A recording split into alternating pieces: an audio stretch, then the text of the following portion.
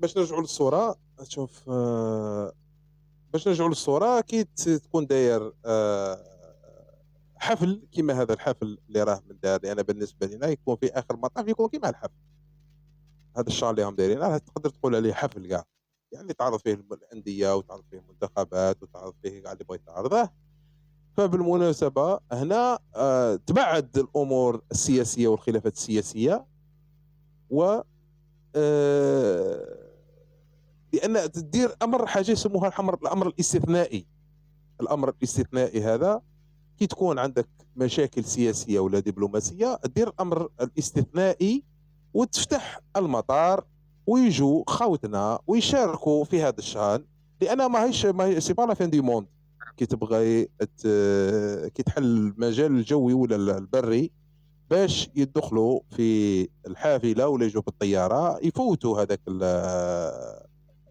هذاك الشان ولا هذاك الحفل ولا هذاك اللقاء اللي راهم دايرينه ثم، وبعدين كل واحد يرجع الى بلاده، لانهم ما غاديش في اخر المطاف ما غاديش يردوها معاهم يقلعوا.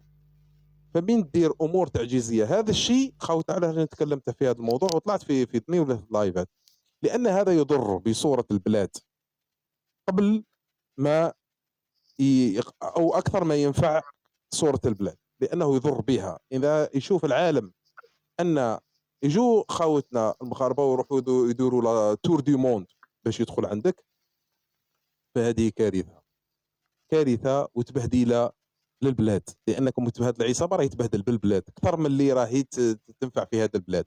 في اخر المطاف هذا العصابه تبحث على التاجيج، وهذا التاجيج يخدمها هي. العصابه تبحث دائما على ما يخدمها، الحاجه اللي تخدمهم هي. عمرهم ما خموا في الشعب، والدليل على المعاناه تاع الشعب الجزائري اللي راه يعانيها من طرف هذا العصابة التي لا تبحث له عن ما ينفعه وعلى ما يخدمه. طبعا تبحث على المصالح تاعها. تصيب البوصبوعيين والبرادعة طالعين وكأنهم خوتي وهذه بلادكم وهذه كذا. طبعا هذه بلادنا، وبلادنا نحب تكون صورتها صورة جميلة أمام العالم، اللي تسأل الضيوف وخاصة خوتنا وأشقائنا الشعب المغربي ولا المنتخب المغربي ولا الأندية المغربية تدخل عادي وتخرج عادي، لأن ليس عدو الجزائر هو المغرب أبدا. لأن كامل العالم حتى اللي هو جزائري ولا حتى اللي ماهوش هو جزائري يعرف أعداء الجزائر الحقيقيين، يعرف العدو الأول للجزائر كوطن وكبلد وكخيرات وكاقتصاد هي العصابة التي تنهب فيها. هذه لا يختلف عاقلان في هذا الشيء. العدو رقم واحد للبلاد هما ابناء العصابه والعصابه. يقول لي امير علاش دائما تتكلم على اولاد العصابه وبنات العصابه؟ وكل ما نتكلم على اولاد العصابه وبنات العصابه يهيجوا وتشعل فيهم النار. علاش؟ لان قلتها ونعاودها، ابناء العصابه وبنات العصابه هم العكاز الحقيقي لهذا العصابه، العكاز الحقيقي الذي يتكئون عليه في القادم وفي المستقبل من أجل توليهم المناصب أكمو في أولادنا وفي أحفادنا. فبالتالي كي تكلم لهم على أولادهم يهبلوا ويقول لك أمير ما تكلمناش على أولادهم، ولا روح حضر لي على مانيش عارف أنا واش، وهضر لي على المخزن وهضر لي على كذا. المخزن هضر عليه أنت يا أخويا، راه عندك قنوات وتكلم. أنا أخويا كجزائري والجزائريين كجزائريين ما يهمهم هو 2,381,741 كيلومتر مربع، يعني المساحة الجزائرية الداخلية ومن ينهب في أموالهم. إذا جينا نتكلموا على أولادهم، وكنت تكلمتها ونعيدها ونعيدها ونعيدها ونركز على هذه النقاط حتى لا ينسوها خاوتي وحتى خاوتنا كذلك اللي راهم شباب صغار يرفدوها في رصانهم، اللي هي أولاد العصابة وبنات العصابة. بن غبريط يا أخي كامل تعرفوا باللي بن غبريط هما حتى هما قالوا باللي جدودها مغاربة، صح ولا أنا غلط؟ بما أنهم مغاربة وهما راهم كل ما هو مغربي طايحين عليه، ماشي مشكل. ولد بن غبريط راه مسؤول في وزارة الخارجية مكلف بالشؤون الشمال إفريقية وذو منصب هام، بصح ما ينجموش يضحوا به لأنه تربية العصابة وفي خدمة العصابة، وهي جزء لا يتجزأ من العصابة، بصح هذا ما يقدروش يصالحوا به الشعب. النقطة الثانية، بنت العمامرة، هل ترى انتم لكم تدافعوا على هذا النظام، تدافعوا عليه وما عندكش عشاليلة؟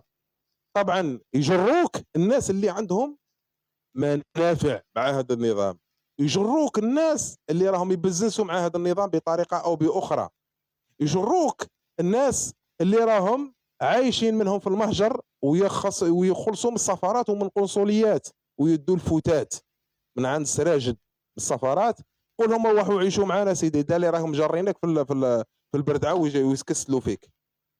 شوف ولاد هاد الناس اللي كتدافع عليهم راهم يروحوا يفوتوا معك لارمي ولا يرفدوهم في الباراجات ويقول لهم باللي راه عندكم السيرفيس ميليتير روحوا تفوتوه الخدمه الوطنيه. شوف لا يروحوا معك للعسكر ولا يركبوا معاك للكازرنه، ابدا ومستحيل.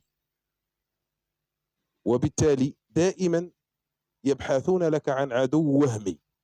العدو الوهمي هما علاش هما ماذا بهم يستغلوا هذا الشان، هما لو كانوا يسيبوه يديروا كل سمانه شان، ماشي خطره في الموسم ولا كل سمانه ولا كل شهر يدير لك شان، وكل خطره يتحجج ويؤجج الخلافات بين الشعبين. هو الاهم تاعه هو ان الشعبين، ماهوش غير النظامين ولا النظام تاع المخزن ولا لا، هو الهدف تاعه ابعد، هو غرس الكراهيه بين الشعبين.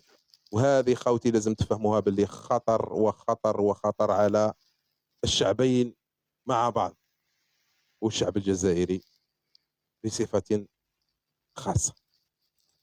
النظام الآن يستثمر، كي يشوف النظام، انت شوف الناس لو كان جيت تروماركي الناس اللي راهي ملتفة بالنظام، الكمشة تاع الزوايل اللي راهم دايرين بهذا النظام، اللوغيال هذا اللي راهم دايرين بالنظام، واش هي الحجة تاعهم في الوقت الحالي؟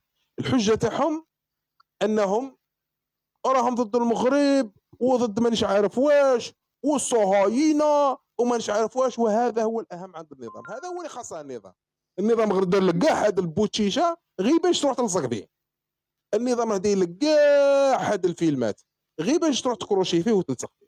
من الاخر علاش ما كانتش كاينه هذه الهضره في 2019 عندما كان الحراك في اوج قوته؟ علاش؟ سالوهم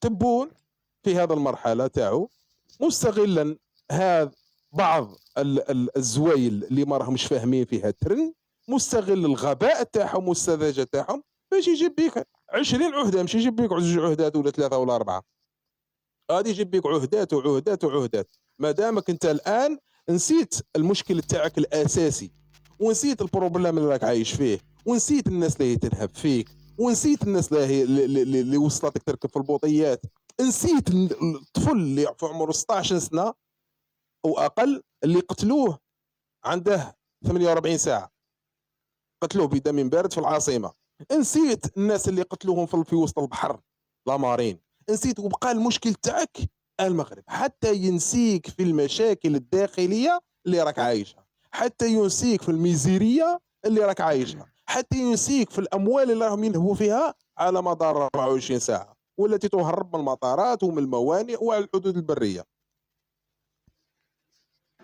الاموال اللي مرت على تونس، كلامك دقيقه داني، الاموال اللي مرت على المعبر الحدودي في تونس ما تقدرش تحسبها، كي نقول لك ملايير الممليره تاع الاوروات، يعني عشرات ولا مئات الالاف من الملايير بالعمله الجزائريه، حدث ولا حرج. وبدرايه المخابرات التونسيه وبدرايه السلطات التونسيه عارفين هذا الشيء وعارفينها طري بيان، ولكن هادو كل ما يحتاجوا البيجي يعيطوا لهم يقول لهم فليكسوا يفليكسيو لهم. من الاخر قول لي اخويا اش بغيت تقول داني؟ اسمح لي قطعت لك الكلام. حبيت نقول لك على موديراتور برك باش يبلوكيو هادو ينحلوا بستيل ولا هادو مال دوك نزيد وحاجه واحده اخرى امير، اه ils ont fait ils ont cartographié من الساتيليت الصحراء البلاد تاعنا سيرتو الصحراء. اه ils ont estimé قوموا المخزون اللي راهو تحت الارض مازال ما تكسبوتاش كامله 26 تريليون دولار اللي مم. مازال ما خرج. دونك تا واش راك تقول باش يوم يطبعوا في ولادهم باش ولادهم يحكموا باش بيان يكملوا سير، هذا هو يلهوا. البروجي، هذا هو البروجي. علاش ولادهم؟ دوك نفهمك. ولادهم للسبب الاهم ان اولادهم يبقوا في السلطه حتى لا يحاسبهم احد، لان اولادهم اصلا متورطين، واصلا هذه العصابه متورطه، لابد من يحمي هذا العصابه، يحميها اولادها واحفادها، الا اذا كانت صراعات، والصراعات هذه اللي يخليهم يضحوا بعضهم هو الشعب الجزائري عندما يقوم الى الشارع مثل ما فعل الشعب الجزائري عند اسقاط بوطبون بوتعويقه وجماعته.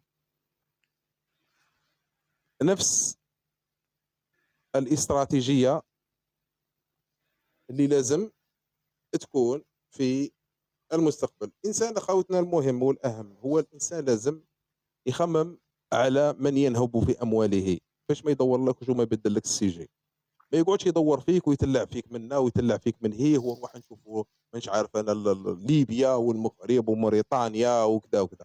باين اللي راهم يسرقوا في الشعب الجزائري، وباين اللي راهم يمدوا في خيرات الشعب الجزائري من اجل بقائهم في السلطه. 1+1=2 خاوتي. ما يقعد يدوخ فيك منا، ما يقعد يدوخ فيك من هيه، ما يقعد الذباب ينقص لك هنا وينقص لك هنا. يطلع معاك ذبابه، اهدر معاه في المفيد، اهدر معاه في المفيد. شكون اللي راه مجوعنا، وشكون اللي راه مشردنا، وشكون اللي يركب في الناس في الفلايك، وشكون اللي راه ينهى في اموال الجزائر. من الاخر ما تديني من، ما تدورني من الهيه. هذه هي اخويا تقول تجي تقول لي هضر لي على المخزن وهضر لي على محمد التاسع ومحمد 17، انا مانيش مغربي. من الاخر كاين مغاربه اللي بغى يهضر، اللي بغى ما يهضرش، هذاك شغلهم. اما كجزائريين فمن حقنا ندافعوا على بلادنا، ومن حقنا ان نتكلم على هذا العصابه. يجي يقول لك الوطن الوطن الوطن الوطن الوطن الوطن. احنا نعرفوا الوطن تاعنا، ونعرفوا الامن تاع بلادنا والامن القومي تاع بلادنا، ونعرفوا العصابه من هي العصابه. احنا رانا نسموا في اشخاص، هاد الناس ماهوش مكلفينكم باش تدافعوا عليهم بصفه رسميه. كلفوكم وقال لكم راكم محامين تاعنا؟ لا، غير تشتوا القواده. القواده تمشي لكم في الدم. لماذا؟ لانكم من سلاله القوميه. على هذيك تخرجوا تهايطوا وصاري فيكم مصاري. كاين ناس مستنفعين، انا باش نكونوا في الصوره، كاين ناس خالصه وكاين ناس اللي تبع برك.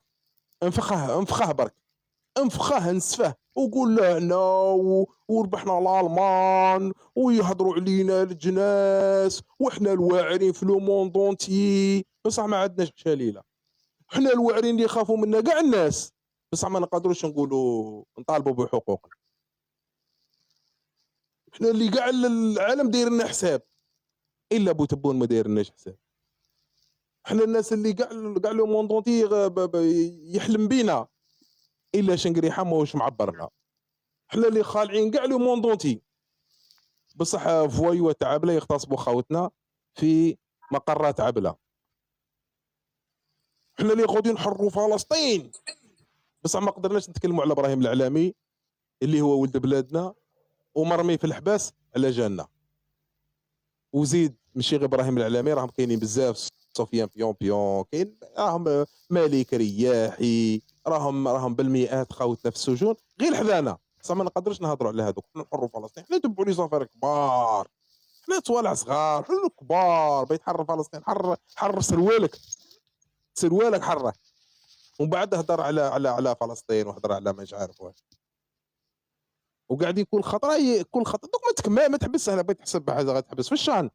هذا واش راه يخرج لهم لابوراتوار لابو، هذا هو راه يخرج لهم. دوك كملت على الشان هذه يعاودوا لك عقل على هذا اللايف، يعاودوا يروحوا ينبشوه هنا وينبشوا لهيه. لازم يكون عدو وهمي من اجل الالتفاف بالعصابه. لابد دائما البيبرون، دائما يقعدوا يدير لهم البيبرون لازم يقلعوا لهمش. ما يقلعوا لهمش، انهم عارفين اللي في لحظه صغيره يقلعوا لهم البيبرو غادي يدوروا يلتفتوا يحوسوا على المصائب اللي راهي فيهم. لو كان ينسوهم غير 5 حتى البرادعه اللي يبردعوا فيهم، لو كان ينسوهم او ينساو هذه المغرب يعرفوا باللي غادي يلتفتوا لهم مباشره اللي هما، وبالتالي دائما صانع له هذاك هذاك العواوه، دائما صانع له العواوه اللي كل يوم يعاود له غير في السوجي، غير هو دور له غير نفس البوبينه باش يبقى داير به وملتف به. وتحيه بوطبون وتحيه شنقريحه. مادام تحيه شنقريحه عليك هارب من الارمي، هادو كاع اللي يقول لك تحيه شنقريحه ما يعرفش كازيرنا وين جات، ما يعرفهاش. ولو كان يجيبوا له لورد ابيل باش يطلع الارمي يبول تحته.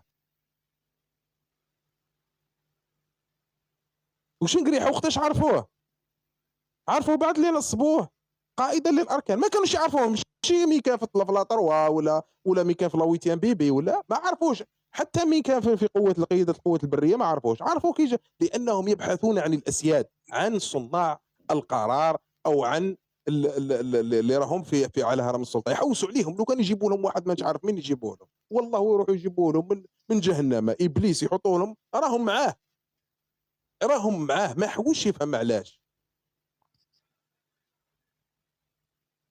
وكي تتكلم يقول لك لا راكم عملاء المخزن انتوما، وكاننا رانا نمدحوا في المخزن ولا نمدحوا في السياسه المغربيه، ولا نمدحوا في السياسه، ولا كنا نمدحوا في السياسه القطريه، ولا كنا نمدحوا في قردوغان. ولا الاحرار لا يمدحون ابدا اي نظام كان. لازم تفهموا باللي يسموه هذا الشعب المقاوم للعصابه يسموهم احرار، والاحرار لا يمدحون ابدا. كاين مشكل لازم تسب معانا. فهمت الجيريان دروك العفسه وين راهي ولا ما فهمتش؟ وي دروك لازم تسب معانا. هي على بالنا باللي عمرك ما مدحتهم، بصح لازم لك تسب معانا، لازم لك تكون فويو كيما الفويوات، كيما هاد لي فويو، لازم لك تكون فويو كيما هما، ولازم لك تكون قواد الشنقريحه والتبون، والا فانت والا فانت عميل. شوف كيفاش يصنفوك. انا بالنسبه لي انا كي نشوف واحد يمدح في نظام بتقول عليه هذا باللي راه عامل، ولا كيكون يمدح فيه بصح باش روح تسب معانا ولا ما راكش مليح، فهذه قالت لهم رقدوا، هذه كاع قالت لهم رقدوا، روح تعاير معانا، روح طيح للناس معانا وتعرع للناس معانا، ولا ما راكش ولا راك عامل عندهم. هذه ما يتقبلها لا المنطق ولا العقل ولا اي بشر فوق الارض.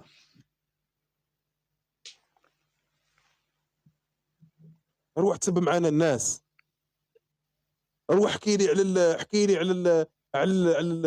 على المغبنه في المغرب، ولا احكي لي على الزواوله في المغرب. اللي انا نكتب فيها مغربي نكتب فيها نسكن في وجده ولا في طنجه ولا ربي يسهل على كل واحد. روح احكي معايا انت على الناس اللي راهم عندك حداك راهم يغتصبوا فيهم في مراكز مخابرات، ما قدرش تهضر عليهم وراك تهضر لي هر واحد على الاقل باش تكون موضوعي باش حتى الكلام تاعك يؤخذ بعين الاعتبار والناس يسمعوا لك ويقول لك هذا انسان. روح هضر على الاقل الزواول اللي هم في الحبس في الجزائر اللي هم في بلادك ومن حقك تتكلم عليهم.